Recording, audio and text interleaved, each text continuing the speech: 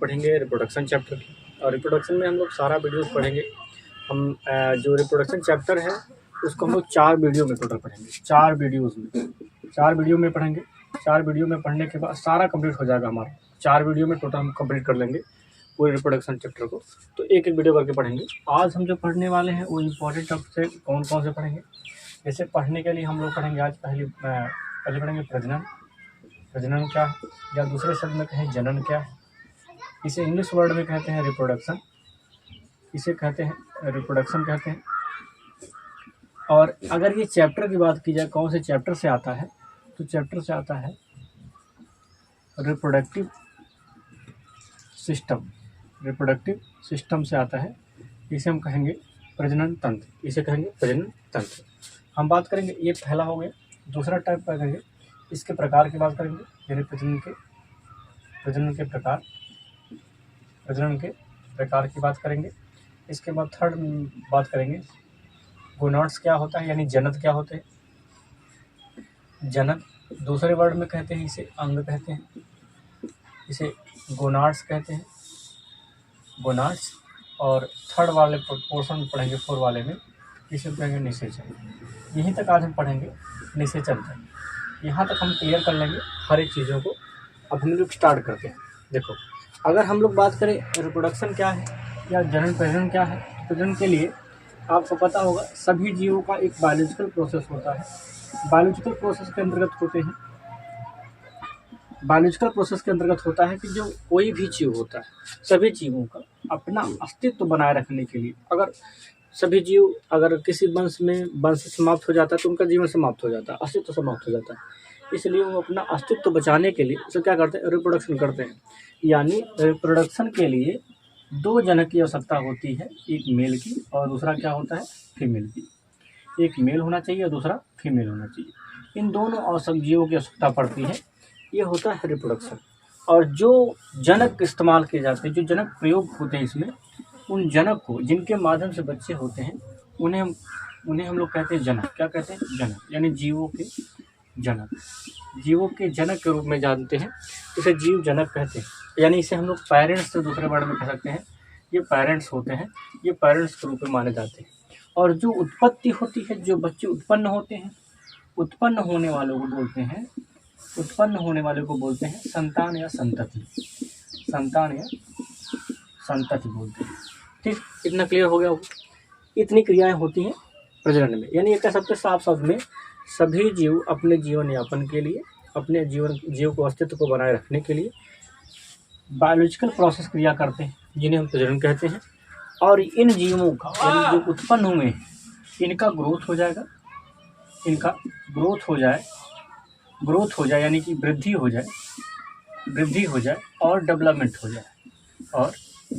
हो जाए।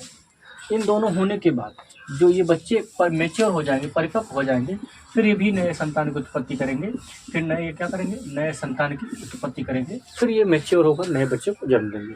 तो यह क्रिया भी क्या कहलाती है, एक वंश से दूसरे वंश में चली जाती है। एक क्रिया क्या होती है, अल्टरनेशन चलती है, यानी एक वंश से दूसरे वंश में जाती है। क्लियर हो गया प्रजनन क्या होता है।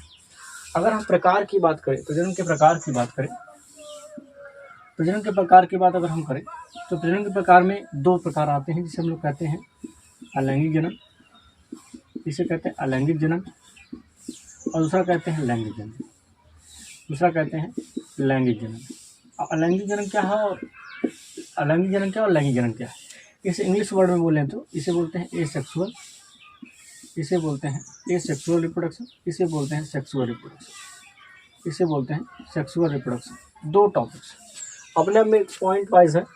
अगर हम एसेक्सुअल की बात करें, तो जहाँ पर मिटोसिस, यानी कह सकते हैं अलैंगिक जनन की बात कर रहे हैं हम, तो अलैंगिक जनन में जहाँ पर समसूत्री विभाजन होता है, समसूत्री, पॉइंट वाइज पॉइंट बता दे रहे हैं, आपको सारा मिल जाएगा। समसूत्री विभाजन जहाँ होता है वहाँ पर क्या होता है, अलैंगिक जनन होता है। दूसरा, जहाँ एकल जनक होते हैं, एकल जनक यानी कि इसे चाहे मेल हो और चाहे फीमेल हो, इन दोनों में से कोई एक होना चाहिए। उस अवस्था में क्या होता है, तो ये अलैंगिक जनन होते हैं। ठीक है, फिर इनमें दोनों क्रियाएं होती हैं। क्लियर हो गया होगा आपको। ठीक। इस जीव को समान सूत्र होना, यानी इनका ये अपने जनक की एकदम फोटोकॉपी होंगी। ये जनक का क्या होंगे? फोटोकॉपी होंगे। फोटोकॉपी मतलब क्या करें? फोटोकॉपी होंगे, पूर्ण रूप से अपनी जनक का एकदम जनक के भांति करें। जैसे इस जगह रिज्यूम एक जेरोक्स होता है, जेरोक्स कॉपी होती है, ठीक उसी प्रकार से ये निकलते हैं। क्लियर हो गया होगा? अलैंगिक जनन। फिर ये नर संतान उत्पत्ति जनन करेंगे तो ये बनता रहता है। और ज़्यादातर किस में होता है? ये किस में होता है? पादप में और कुछ एक कोष के जीवों में, और कुछ निम्न स्तरीय जीवों में माना जाता है। ये कौन सा होता है? अलैंगिक जनन होता है। ठीक। अब बात करें हम कौन सा, ये हमारा क्लियर हो गया। हम बात करेंगे सेक्सुअल रिप्रोडक्शन की। तो सेक्सुअल रिप्रोडक्शन की बात करें हम, तो सेक्सुअल रिप्रोडक्शन की बात करें दूसरे पॉइंट की, तो सेक्सुअल रिप्रोडक्शन में होता है कि जहाँ पर दोनों की आवश्यकता पड़ती है, मेल की या फीमेल की, दोनों की आवश्यकता, मेल और फीमेल की आवश्यकता जहाँ पड़ती है वहाँ पर होते हैं सेक्सुअल रिप्रोडक्शन। यानी कि एक ही जात के जहाँ दो जीव अलग अलग जेंडर के होते हैं वहाँ पर होता है सेक्सुअल रिप्रोडक्शन। और यहाँ पर क्या, जो एक ही जाति के बिना जीव या बिना किसी जीव के एकल जनक के माध्यम से बिना उनके मिलने से, बिना उनके संयोग से, बिना उनके निषेचन से ही बन जाते हो, तो ऐसी क्रिया होती है। तो ये सेक्सुअल रिप्रोडक्शन होता है। अब बात करेंगे अलैंगिक जनन की। अलैंगिक जनन में क्या होता है? यहाँ पर मेल और फीमेल होना चाहिए, दोनों होने चाहिए। इसमें क्या होता है? अर्धसूत्री विभाजन होता है। अर्धसूत्री विभाजन होगा। अर्धसूत्री विभाजन के साथ साथ यहाँ पर एक ही जात कैसी होनी चाहिए? समान जाति के दो अलग अलग जेंडर, इससे मेल अलग है और फीमेल अलग जेंडर है, इन दोनों जेंडर को अलग अलग में मिलाया जाएगा तो जो बनेंगे उसे हम लोग कहते हैं गैमीट। क्या बोलते हैं? जिसे बोलते हैं गैमीट बोलते हैं। गैमीट बनेगा यानी युग्मक बनेगा। युग्मक बनने के बाद जो युग्मक बनने की क्रिया को ही निषेचन कहा जाता है। ठीक, आगे निषेचन हम बताएंगे। ठीक, इतना क्लियर हो गया? तो यहाँ पर होता है अलैंगिक जनन, जिसे लैंगिक और अलैंगिक जनन हो गया। आगे बढ़ते हैं हम लोग। ठीक है।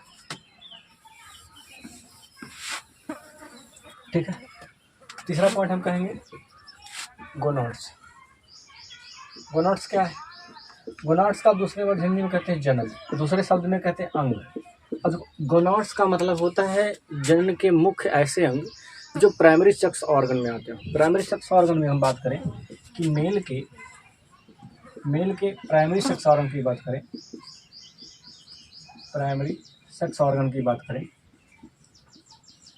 मेल के प्राइमरी सेक्स ऑर्गन की बात करें तो हम यहाँ कहते हैं टेस्टिस। क्या कहते हैं? टेस्टिस, यानी कि वृषण हो जाता है। और वृषण से निकलते हैं स्पर्म। क्या निकलते हैं? स्पर्म निकलते हैं। तो स्पर्म जो होता है एक इससे निकलने वाले भाग हैं। तो ये प्राइमरी सेक्स ऑर्गन में आता है। ठीक है। फीमेल की बात करें, फीमेल के प्राइमरी सेक्स ऑर्गन की बात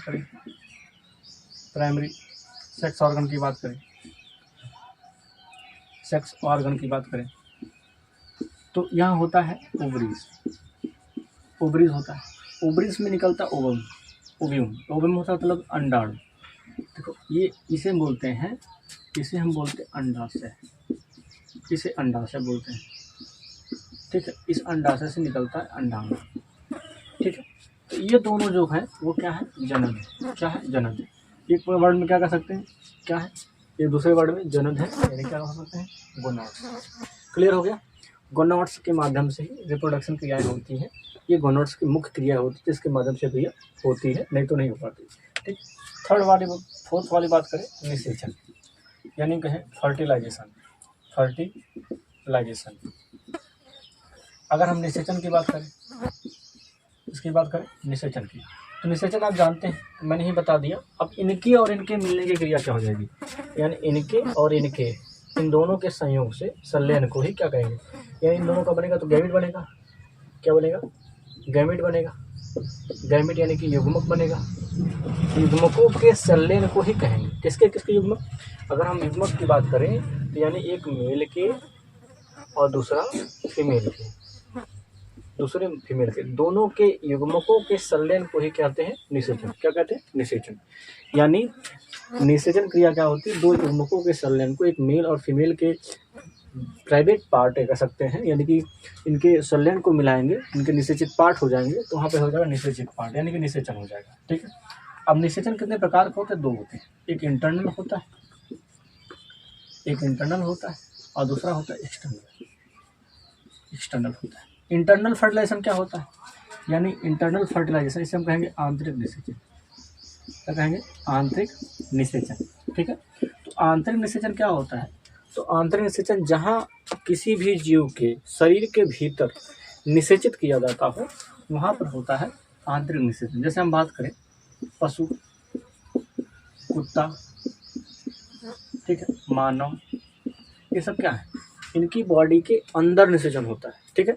यानी कि मेल की बॉडी से स्पर्म होगा या स्पर्म निकलेगा, स्पर्म निकलने के बाद फीमेल की बॉडी से ओव्यूल से ओवम निकलेगा, जो ओवम है, जो ओवम निकलेगा यानी कि अंडाणु निकलेगा, वो अंडाणु से संलयन करेगा और बॉडी के अंदर होगा, यूट्रस में डेवलपमेंट हो जाएगा। किसमें हो जाएगा, यूट्रस में डेवलपमेंट हो जाएगा, यानी कि गर्भाशय में डेवलपमेंट हो जाएगा, किसका, एडल्ट का। क्लियर है, समझे ना।